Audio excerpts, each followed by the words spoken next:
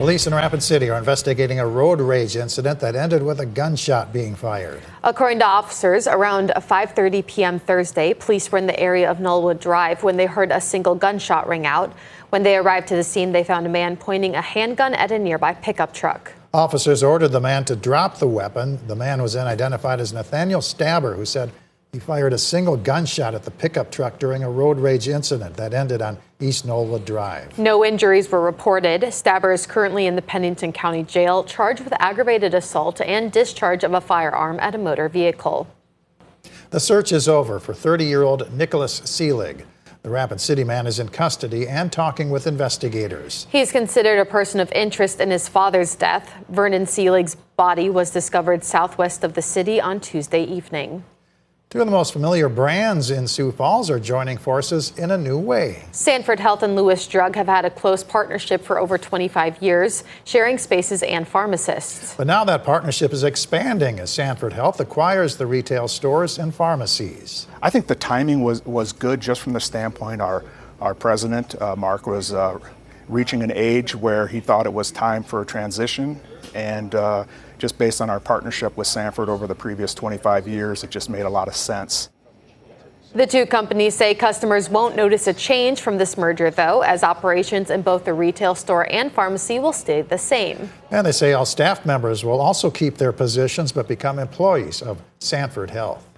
Well, now let's get a check on the weather with meteorologist Scott Munt. Good morning, Scott. Good morning, Summer. Good morning, everybody. Temperatures today will reach the 70s and 80s. We've been following showers, thunderstorms this morning, northwestern South Dakota and the central South Dakota. Some of these have been extending close to Huron, maybe Redfield with a shower, isolated thunder shower.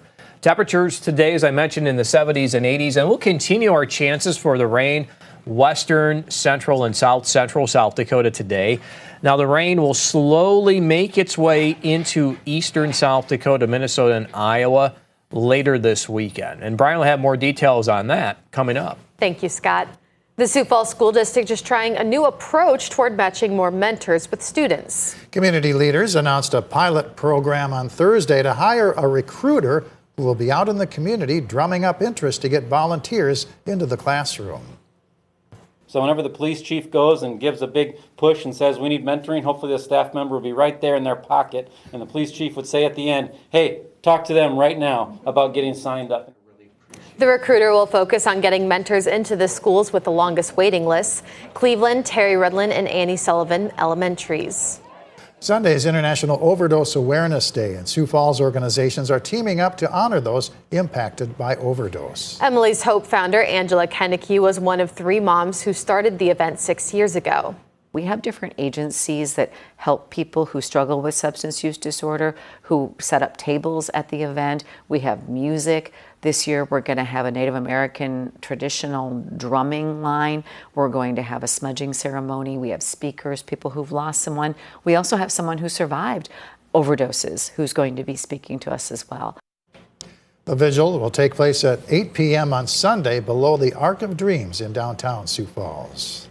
If you're wanting to help out some of our rescue 4-legged friends, there's a pet food drive this weekend you'll want to keep in mind. The Kellerland Pet Food Drive is taking place today at the Kellerland TV station and all weekend at Lewis Drug Stores. No donation is too small to make a big impact. If they can donate, it doesn't matter what size of food bag it is, 5 pounds, 12 pounds, 15 pounds, 20, 50 pounds. They know exactly what they're donating to the community. For people that donate at Kellerland today, they can receive a free ticket to the Kellerland Arts and Crafts Show that's coming up in October. And we will be open today from 7 a.m. to 2 p.m. That's a look at some of our top stories. Now let's take one last look at your weather with meteorologist Brian Carsons. Good morning, Brian. All right, good morning. Well, let's take a look at this weekend weather pattern. We've got an upper level low that's coming into western South Dakota. This is responsible for the rain we're already tracking in spots, and it's going to continue today, tonight, and tomorrow. The same area, western into central South Dakota, now extending into Nebraska too. That's important that we acknowledge that. Locally heavy rain or some steadier rains will be part of this. It's going to come in patchwork. It's not like we're just watching one solid line of rain moving in. That's not the case. What this is going to do is it's going to sprout up rain. It's just going to kind of bubble up, and then it's going to basically rotate around the low. So that's what you're going to see as you loop the radar over the next 24 hours and beyond. Into Saturday and Sunday, the other problem or challenge we have is this blocking area of high pressure. Okay, so what this is doing is it's putting up a shield for the rainfall in eastern KELOLAND. Now, of course, at times, a few showers and a little rain is going to break through that. But it is a substantial feature, and it's going to basically put the brakes on some of this. So our timeline in Sioux Falls, while it's not impossible to get some rain tomorrow, it's scattered. And I wouldn't cancel anything based on what we're seeing this morning on this. What I do see is that this can open up a little bit on Sunday afternoon or Sunday night into Monday as the high starts to go east over Lake Superior. Maybe that low hangs out a little longer into Labor Day, and we can pick up some rains with that. It's also cautionary that parts of the region could pick up some pretty significant rain this weekend. Maybe Nebraska, central northern Nebraska. There could be some locally big numbers.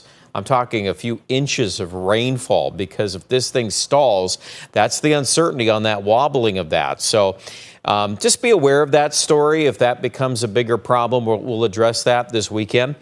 It's going to get a lot cooler next week. That's another thing. You're going to have to watch this. Wednesday, oh my, that is full fall weather.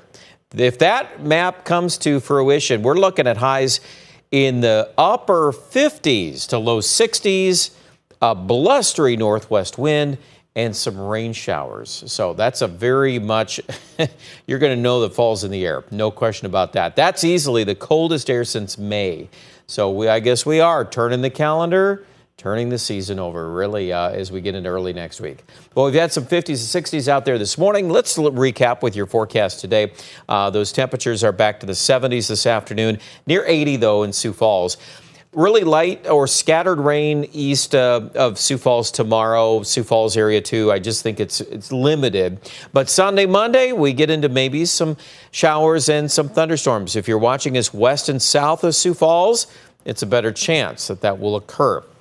Aberdeen, probably the opposite. We could pick up some rain chances scattered this weekend, but again, the focus is more to the south. That Tuesday rain chance will be interesting to follow as that main front gets its act together.